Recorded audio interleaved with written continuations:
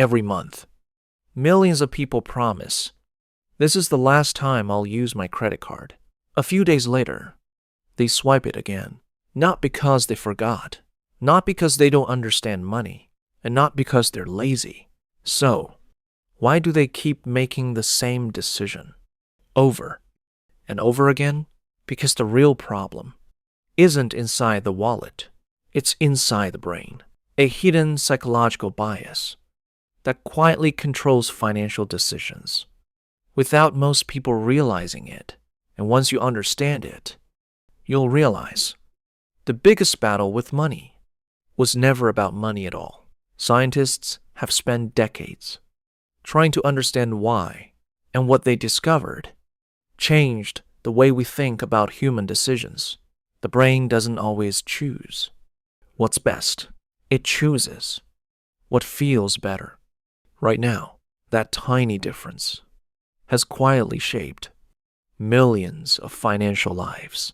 To understand why, we first need to understand how credit card debt really works. Let's forget psychology for just a moment. First, let's understand the machine. Many people think a credit card is free money. It isn't. A credit card is simply a very short-term loan. The bank pays first. You pay later. A credit card, if you repay the full balance before the due date, you usually pay no interest.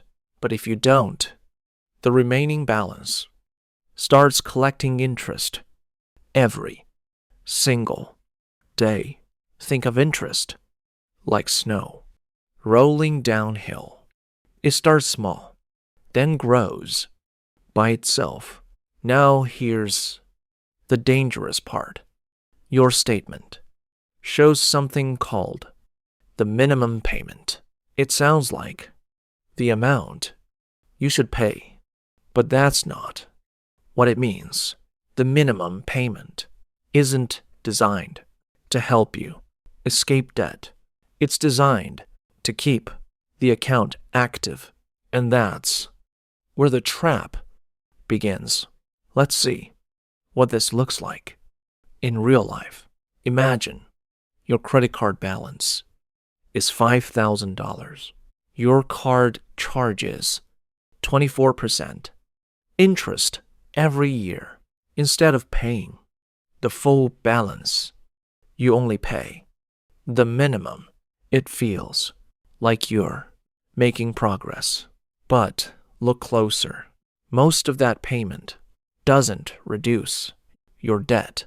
A large part goes to interest first. Only a small amount reduces the balance. Next month, interest is calculated again and again and again and again. Now imagine buying coffee, ordering food, streaming movies. Now imagine each purchase feels too small to matter. Now imagine each purchase, but your statement doesn't see small purchases. It combines every swipe into one large balance. Now the trap looks different, doesn't it? So, if the trap is so obvious, why do millions of people still walk into it?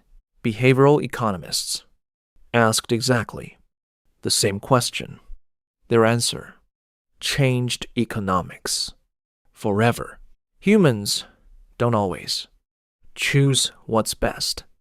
They choose what feels best right now. Psychologists call this present bias. It simply means your brain gives more value to today's reward than tomorrow's benefit, not because you're weak, because your brain is built that way. Thousands of years ago, choosing today's reward helped humans survive. Back then, food today was more valuable than food next week. The problem is, our brains still use that ancient shortcut. In a modern world, credit cards take advantage of that shortcut.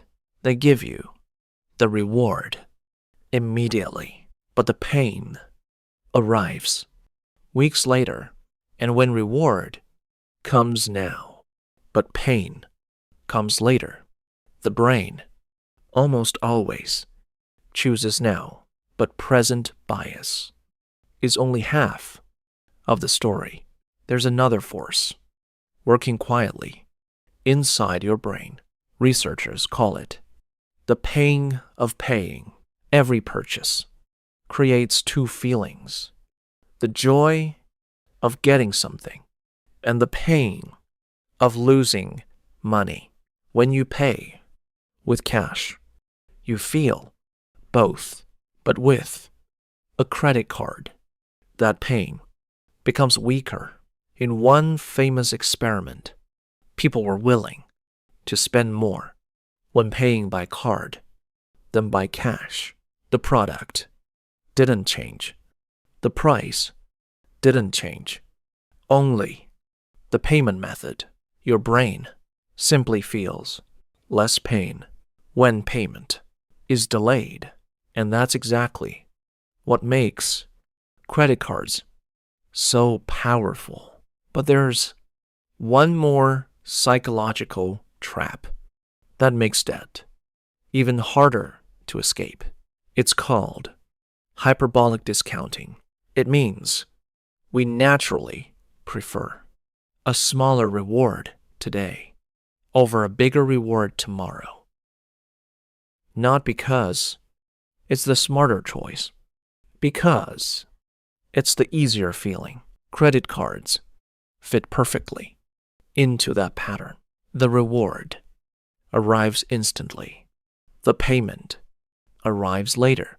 Your brain focuses on what it gets today, not what it loses tomorrow. This isn't a character flaw. It's a shortcut your brain developed to survive. The problem is modern finance learned how to use that shortcut. Understanding this changes one important question. Instead of asking, "Why am I bad with money?" you start asking, "What is my brain doing?" Understanding this changes one important question. Instead of asking, and that's where our story begins. Let's meet someone who believed he was in complete control. Meet Alex, 28 years old, a full-time office worker.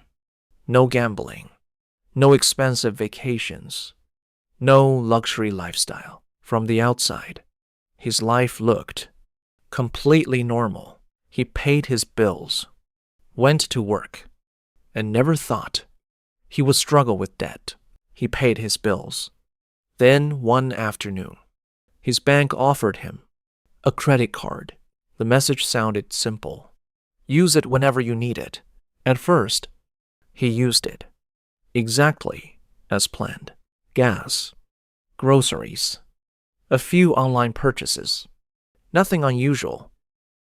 Every month, he paid the full balance. Everything was under control. Or so he believed. Then, life happened. His car needed repairs. A week later, his laptop stopped working. Neither expense was planned. That's when he made one small decision. I'll pay it off next month. It sounded completely reasonable. After all, it was only one purchase. Then another expense appeared.